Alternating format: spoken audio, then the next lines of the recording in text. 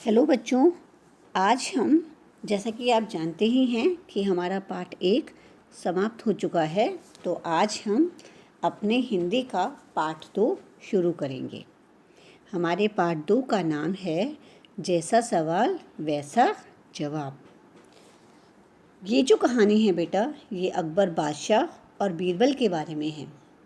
बीरबल अकबर बादशाह के दरबार में एक बहुत ही बुद्धिमान मंत्री हुआ करते थे।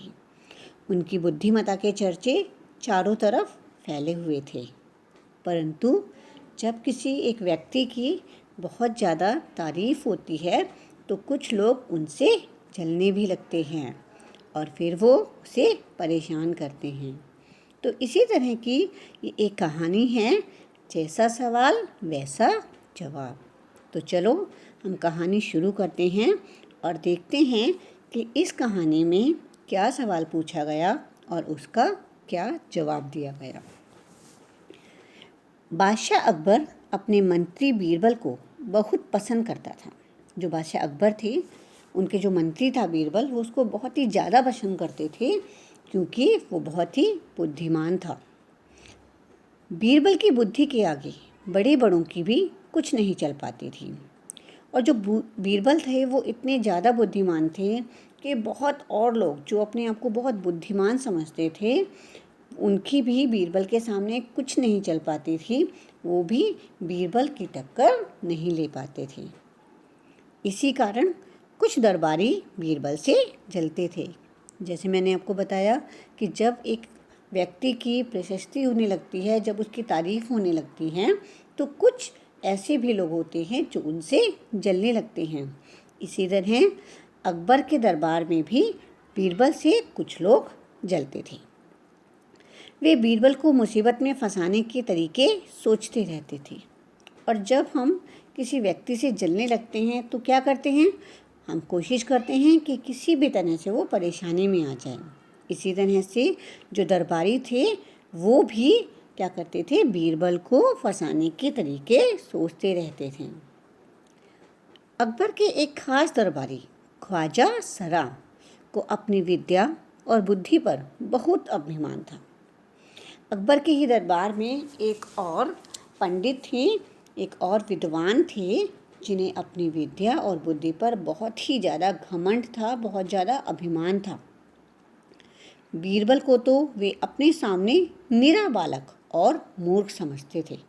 निरा बालक मीन्स छोटा सा बच्चा, और मूर्ख तो आप समझते हैं, बेवकूफ़। तो जो ख्वाजा सरा थे वो बीरबल को अपने सामने कुछ नहीं समझते थे। वो समझते थे कि बीरबल जो है वो एक छोटा सा बच्चा है और बिल्कुल मूर्ख है। लेकिन अपने ही मानने से तो कुछ होता नहीं। दरबार में बीरबल की ही तूती बोलती और ख्वाजा साहब की बात ऐसी लगती जैसे नक्कार खाने में तूती की आवाज़। अब ख्वाजा सरा के ये मानने से कि बीरबल एक बालक है कोई फ़र्क नहीं पड़ता था। बाकी जो सभी दरबारी थे वो सभी बीरबल की ही तारीफ़ करते थे। तूती बोलना मतलब उसी की चलती थी, उसी की तारीफ़ होती थी। और ख्वाजा साहब की बात ऐसे लगती थी जैसे नक्कार खाने में तूती की आवाज़। नक्कार खाना होता है बेटा, एक बड़ा सा कमरा होता है और जब हम उसमें बोलते हैं तो क्या होता है, हमें अपनी ही आवाज़ सुनाई देती है। ठीक है, तो इसमें कहा गया है कि वो बोलते रहते थे लेकिन उनकी बात पर कोई विश्वास नहीं करता था।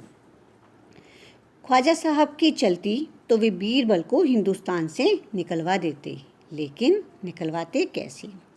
जो ख्वाजा साहब थे वो जलन के मारे इतना ज़्यादा बुरा मानने लगे थे कि अगर उनका बस चलता तो वो बीरबल को निकलवा भी देते। परंतु क्योंकि बीरबल बादशाह अकबर के बहुत पसंदीदा मंत्रियों में से थे तो वो उनका कुछ भी नहीं बिगाड़ पाते थे। एक दिन ख्वाजा ने बीरबल को मूर्ख साबित करने के लिए बहुत सोच विचार कर कुछ मुश्किल प्रश्न सोच लिए। अब एक दिन ख्वाजा ने क्या किया कि उन्होंने सोचा कि अब मैं बीरबल को राजा के सामने, बादशाह के सामने मूर्ख साबित करूंगा। और इसके लिए उन्होंने कुछ मुश्किल से प्रश्न अपने दिमाग में सोच लिए। उन्हें विश्वास था कि बादशाह के उन प्रश्नों को सुनकर बीरबल के छक्के छूट जाएंगे।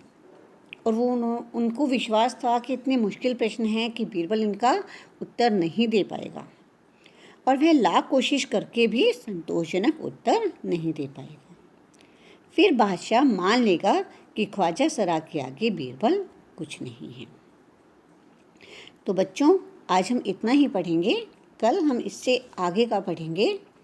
आप देख रहे हैं स्क्रीन पर मैंने कुछ शब्दों के नीचे एक गुलाबी लाइन लगाई हुई है। ये सभी इसके कठिन शब्द हैं। आज आप अपनी कॉपी में जैसा सवाल वैसा जवाब की सुलेख लिखेंगे व इन सभी कठिन शब्दों को 2-2 बार लिखेंगे। धन्यवाद।